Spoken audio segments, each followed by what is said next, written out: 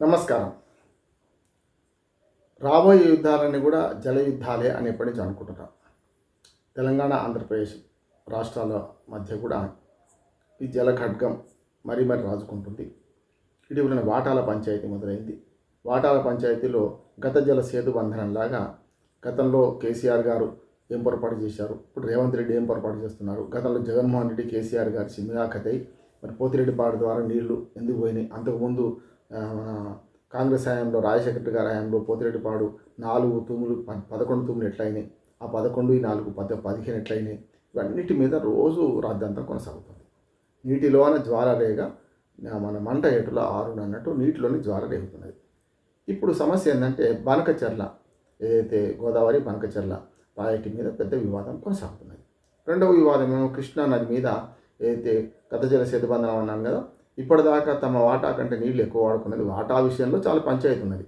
అంటే గతంలో 60% తెలంగాణకు, ఆంధ్రప్రదేశ్కు 40% రావాల్సి ఉండే. కానీ విభజన చట్టం రూపొందించే క్రమంలో కేసీఆర్ గారు సంతకం పెట్టారు కనుక ఆయన పాపమే ఇవాళ వాటా విషయంలో అది కేవలం మనం 33%కే మనం పరిమితం కావాల్సి వచ్చింది అనే మాట కేసీఆర్ మీద రేవంత్ రెడ్డి అంటున్నారు. నిజమే కావచ్చు, కానీ ఆనాడు తెలంగాణ అసలు కేసులు వస్తుంది కదా, దీన్ని నీటి వాటా కోసం ఎప్పుడే గొడవ పెట్టుకుంటే అసలు తెలంగాణ రాకపోతుండే కదా అనే ఒక మాట కేసీఆర్ అంటున్నారు, సమర్థించుకుంటున్నారు. అది వేరు.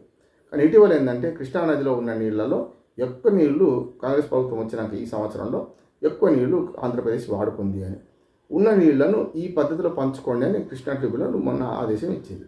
ఇస్తే అసలు నీళ్లు ఉంటాయి కదా పంచుకోవడానికి, ఇప్పటికే 30-40 టీఎంసీల నీళ్ళు ఇప్పటికే వాటా కంటే ఎక్కువ వాడుతున్నారు వాళ్ళు.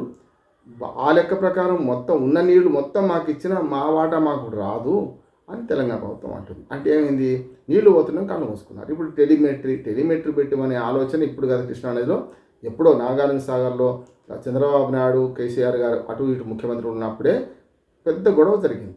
ఏది నాగార్జున సాగర్ మీద నాకు పోలీసులు ఉన్నారు, మీకు పోలీసులు ఉన్నారు, నాకు ఏసీబీ ఉంది, నీకు ఏసీబీ ఉంది. అప్పుడు ఓటుకు నోటు కేసు విషయంలో కానీ ఈ నాగార్జున సాగర్ గొడవ విషయంలో కానీ ముఖ్యమంత్రిగా చంద్రబాబు నాయుడు బాగా పెట్టి అయిపోయి మాట్లాడింది.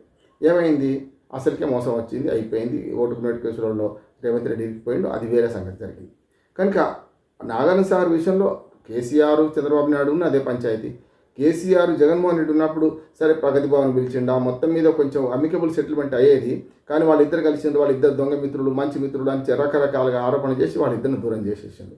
అప్పుడైనా కనీసం గోదావరి నది మీద ఎక్కడ బ్రిడ్జ్ కట్టాలి, ఎక్కడ బ్యారేజ్ కట్టాలి, దాని ద్వారా కిందికి రాయలసీమ నీళ్ళు ఎట్లా తీసుకుపోవాలన్న ఆలోచన మంచిదే అంటున్నాను నేను.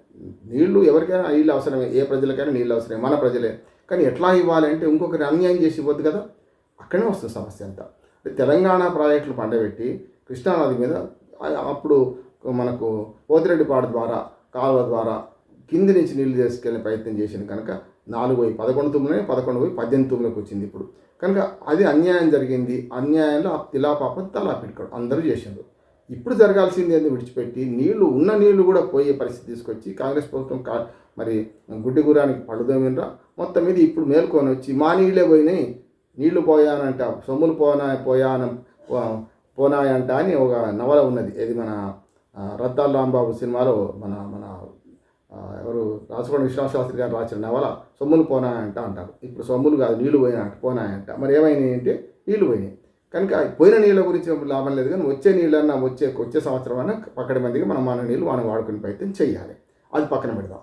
ఇప్పుడు బనకచెర్ల దీని మీద మనకు చంద్రబాబు నాయుడు గారు ఒక సూక్తి ముక్తాలు వాగిస్తున్నారు.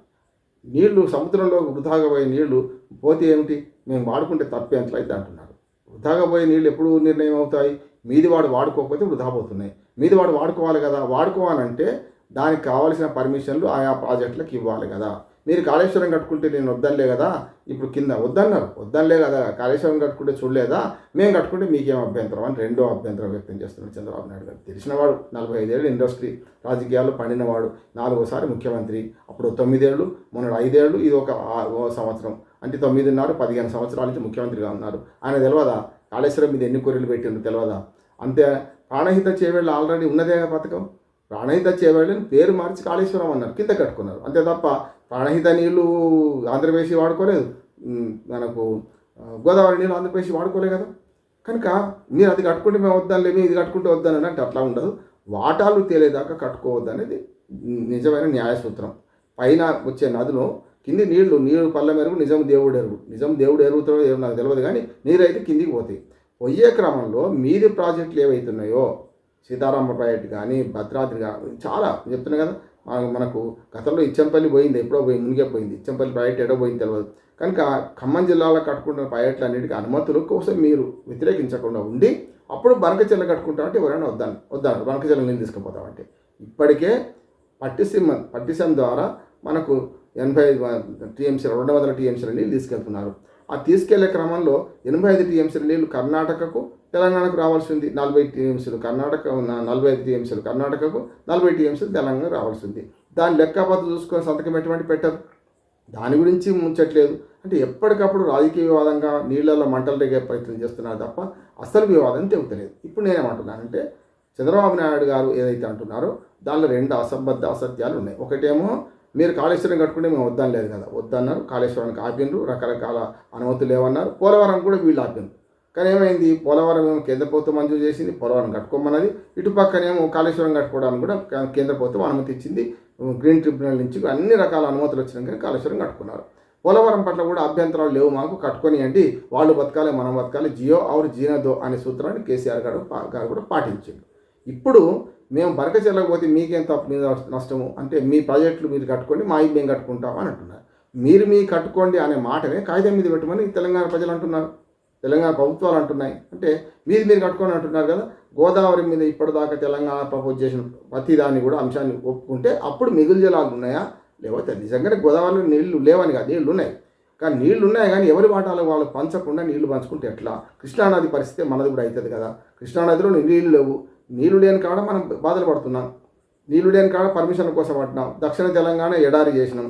దక్షిణ తెలంగాణ ఇప్పుడు సొరంగాలు మన ఎస్ఎల్బీసీ సొరంగాలు ఇరుక్కపోయింది అది.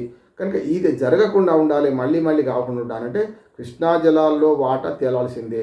గతంలో 33%, 34% ఒప్పుకోవడం కేసీఆర్ తప్పే. వీళ్ళు 70 అంటున్నారు. ఇప్పుడు ఎవరు కాంగ్రెస్ ప్రభుత్వం ఏమంటుందంటే మాకు 70% అవ్వాలండి.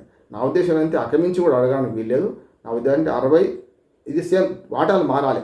66, 34 కావాలి. 66% తెలంగాణకు రావాలి, 34% ఆంధ్రప్రదేశ్ పోవాలి, తప్పదు. కనుక ఇప్పటికే పులిచింతల మనకు ఏదైతే ఫారెస్ట్ రిజర్వాయర్ కట్టుకున్నామో, ఏది మనకు బ్యాలెన్సింగ్ రిజర్వాయర్, అట్లానే మిగతా వాటిని కట్టుకొని ఎవరి వాటాలు వాళ్ళు పంచుకొని సామరస్యంగా పరిష్కరించుకుంటే బాగుంటుంది. ఉభయ తెలుగు రాష్ట్రాల ప్రజలు సామరస్యంతో పంచుకుంటేనే మంచి సాధ్యమవుతుంది. కానీ రాజకీయ వివాదాలు పెట్టుకొని ఇంకా దీన్ని పీఠముడి వేయకుండా ఉండాలి. చంద్రబాబు నాయుడు గారు అసత్యాలు అర్ధసత్యాలు మాట్లాడుతూ ఇటుపక్క కూడా వాటా కోసం డిమాండ్లలో కొంత పట్టు విడుపులు ఉండాలని కోరుకుంటున్నాను. నమస్కారం.